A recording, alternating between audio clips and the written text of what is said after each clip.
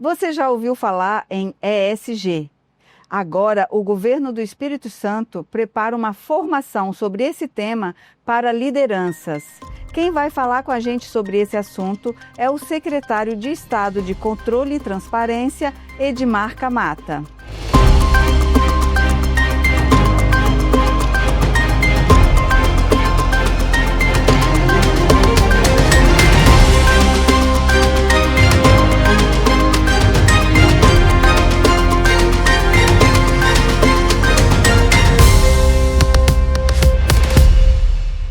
Secretário, bem-vindo aqui aos estúdios da ES Brasil para falar um pouco com a gente sobre como surgiu essa ideia desse curso que começa agora a ser dado lá na ESESP.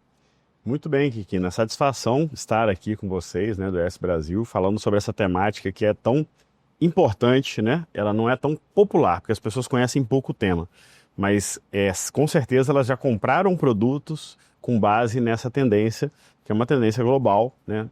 O ESG, que foi inclusive tema da última revista de vocês, né? ES Brasil, fez uma revista inteira sobre ESG, em que eu tive a oportunidade de participar, dando opinião, né, no artigo de opinião. O que a gente pode dizer sobre esse tema?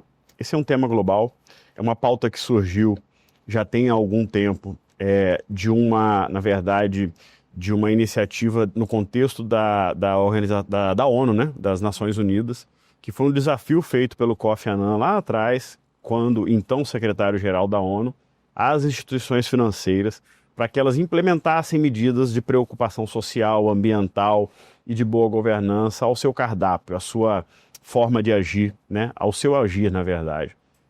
E esse desafio feito lá atrás, ou seja, o ESG ela é uma pauta que nasceu de forma privada, não tem a ver com os governos. Ele é um desafio para o mundo privado. Ela cresceu muito, se impulsionou pra caramba, e ela se tornou uma pauta que faz com que o empresário tenha um mercado maior, se ele for sustentável, que os empreendedores e os investidores tenham mais lucros se eles tiverem preocupação com a questão socioambiental.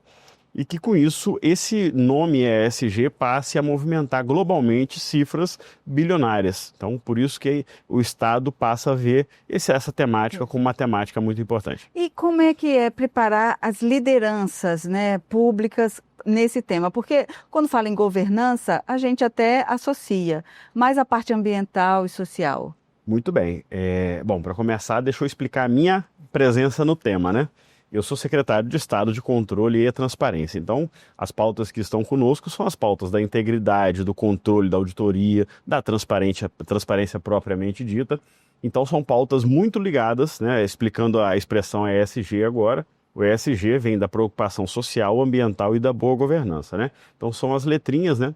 O E representa lá no inglês o environmental, que é a preocupação ambiental. O S vem do social. E o G vem da boa governança. Então, esse G da governança tem uma parte dos pilares dele dentro da secretaria que eu ocupo, que é a Secretaria de Controle e Transparência.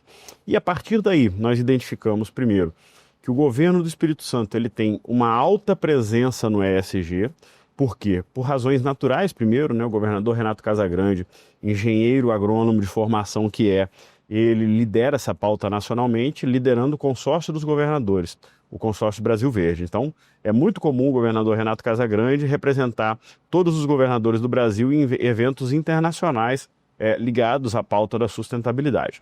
A partir daí, né, e considerando que o Espírito Santo é signatário de vários acordos, né, um deles é a Corrida para o Zero, que é para zerar a emissão de carbono, mas também de outros compromissos ambientais, surgiu essa ideia de poder capacitar lideranças do Estado para entenderem essa pauta e como que ela pode desdobrar para fomentar, para melhorar o entendimento também nas empresas, né, de como essa pauta ela é utilizada. E um desses pilares seria o quê? A capacitação. Então, nós estamos trazendo ao Espírito Santo, esse curso está acontecendo nesse momento, talvez alguns dos 8 a 10 principais professores nacionais sobre essas temáticas, para fazer uma imersão com profissionais do governo do Espírito Santo na sala de aula, com 110 horas aula, né? São aulas que vão acontecer em locais diferentes, e a gente vai inserir nessas salas de aula alguns personagens da iniciativa privada e do terceiro setor. Para quê? para que futuramente o governo do Espírito Santo também consiga ser o primeiro do Brasil a ter um comitê público-privado de ESG, debatendo esses temas com a iniciativa privada, com o terceiro setor e com isso impulsionando produtos capixabas ao mundo todo. A ideia é que esse curso ele fique permanente ou é uma turma, digamos, única? E quantos líderes estão lá fazendo o curso? Perfeito. Bom, a gente está fazendo algumas etapas de entregas, né? A primeira etapa aconteceu cerca de 3 anos atrás, quando o nosso estado foi o primeiro do país a ter um painel ESG, ou seja, o estado pegou todos os projetos estruturantes, que eram 323 naquele momento, e criou um painel dinâmico em BI, em que todos aqueles projetos tinham uma leitura deles à luz do ESG. Então significa na prática que nós estudamos os projetos para dizer qual que era a incidência de cada projeto estruturante do Estado na parte social, na parte ambiental e na parte da boa governança. Foi uma primeira oportunidade de o Estado protagonizar a temática. De lá para cá vieram várias outras novidades, né? Não só a liderança do governador no consórcio Brasil Verde, mas também a criação do Fundo Soberano, que ganhou premiação como o melhor fundo da América Latina e terceiro melhor do mundo, né? Que permite ao Estado o investimento em infraestrutura para o futuro, né? Aquele dinheiro do petróleo que era gasto no dia a dia, ele passa a ser gasto com aquilo que vai fomentar um futuro melhor para os capixabas. Teve também o Fundo de Descarbonização, né? Que é para permitir uma transição energética justa e patrocinada pelo Estado, e várias outras novidades em várias áreas. E agora a gente entende que é o momento de capacitar, de trazer 40 lideranças do governo do Estado para a sala de aula e eles saírem dali, depois de 110 horas aula, com conhecimento para poder compartilhar e impulsionar o nascimento de políticas públicas com muito mais pertencimento a essa temática. Essas lideranças, elas são do nível secretariado ou funcionário de carreira? Eu tive a oportunidade de fazer o convite para cada secretário pessoalmente. Eu visitei eles para mostrar a importância do curso, né? Todos eles queriam fazer o curso, é incrível. Mas a agenda não permite, né? Então eu pedi que aqueles que não pudessem fazer o curso, que eles colocassem para fazer o curso algum servidor ligado à criação da política pública naquela pasta e que pudesse fazer essa interação, né? Então essa é a tendência. A tendência é ter lá ou o alto dirigente ou alguém que está presente na alta direção do órgão. Uhum, certo. E depois desse curso, qual vai ser o próximo passo? Então, exatamente. A expectativa é que a gente saia desse curso já com nomes da iniciativa privada, nomes do poder público, nomes do terceiro setor, que vão formar um comitê público e privado para olhar essa questão do ESG à luz da boa prática, mas à luz do conhecimento também. Então, vou dar um exemplo importante nesse momento. Uma medida que foi tomada pelo governo americano, todos sabem disso, né? Está na nossa pauta diária, do governo Trump, de aplicar alíquotas totalmente desarrazoadas a produtos brasileiros. Esse é um risco para o produto brasileiro, mas se o produto brasileiro tiver como entrar em outros países, esse risco ele começa a diminuir, né? E com a pauta ESG aplicada a vários países do mundo de forma muito prática, é importante a gente lembrar que o café capixaba, as rochas ornamentais capixabas ou qualquer outro produto capixaba, ele vai ter mais mercado se ele tiver selos de sustentabilidade, né? Então, esse é o momento em que quanto mais a gente ensinar o pequeno produtor, o médio produtor, né, o grande produtor, os empresários, a essa pauta ESG, ele vai entender que ele precisa ter relatório de sustentabilidade da empresa dele e que isso abre mercado. Então, é um aprendizado conjunto, a gente vai trazer iniciativa privada também. Nós colocamos no curso Sebrae, convidamos Findes, convidamos os outros poderes do Estado, o Legislativo, o Ministério Público, o Judiciário, o Tribunal de Contas. O objetivo é que todos entendam da pauta e nos ajudem, a FEComércio está no curso também, nos ajudem depois a impulsionar esse tema. Uhum. E secretário, saindo um pouquinho desse tema, vamos falar da sua pasta, né? Controle e transparência, um assunto que já não saiu de moda, lógico, porque não podemos deixar isso perder a importância.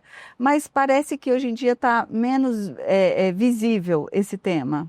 Existem algumas pautas, né, que elas só ficam em evidência quando algo de muito ruim acontece, né?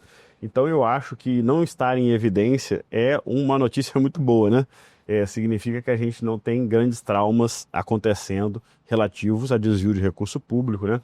O Espírito Santo, assim, eu resumiria, Kikina, dizer que o Espírito Santo aprendeu muito com o que aconteceu há pouco mais de 20 anos, né? O Espírito Santo foi o patinho feio do Brasil, teve grandes casos de corrupção, O Brasil também teve muitos casos de corrupção há poucos anos, e isso tudo fez com que a gente tivesse a pauta da corrupção naquele momento efervescente, né? Mas, infelizmente, o Brasil vive de prioridades, né? Hoje a prioridade volta a ser segurança pública, saúde, educação, né? Outras pautas que são importantes também, né? Mas que ficam mais evidentes, né? Conforme a criminalidade cresce. O fato é que o Espírito Santo, o governo do estado do Espírito Santo hoje consegue estar frequentemente entre os estados com mais transparência, com menos casos de corrupção, né? Isso fica evidenciado, por exemplo, quando nesse momento o nosso estado ele é o líder em vários rankings de transparência, como o da Controladoria Geral da União, como o da Transparência Internacional, que é um índice de transparência e de governança, e é o estado que mais aplica a lei anticorrupção no Brasil. Então, é um estado pequeno, mas nós temos mais casos de aplicação da lei anticorrupção do que São Paulo, do que Mato Grosso, do que Minas Gerais, do que Paraná, né? Ou seja, o dever de casa é feito no dia a dia. E a corrupção, ela é um mal que tem que ser combatido diariamente. Você não tem que esperar um grande caso acontecer, né? Então, felizmente, a gente tem essa informação para trazer, né? O Espírito Santo é um estado que tem feito o dever de casa. Isso engloba os 78 municípios também? Os municípios capixabas, eles têm um fato muito importante acontecendo nesse momento. O Espírito Santo é o único estado do país que tem uma entidade do terceiro setor, no caso uma ONG chamada Transparência Capixaba, a qual eu já pertenci, que fiscaliza todos os 78 municípios em transparência. A entidade que faz isso nacionalmente, que é a Transparência Internacional Brasil, ela tentou fazer isso em todos os estados. Mas, por incrível que pareça, só no Espírito Santo eles conseguiram uma entidade parceira capaz de fazer essa avaliação de transparência dos municípios. E ela ainda se aliou a uma entidade que é bastante atuante também, que é o Espírito Santo em Ação, uma sociedade empresarial.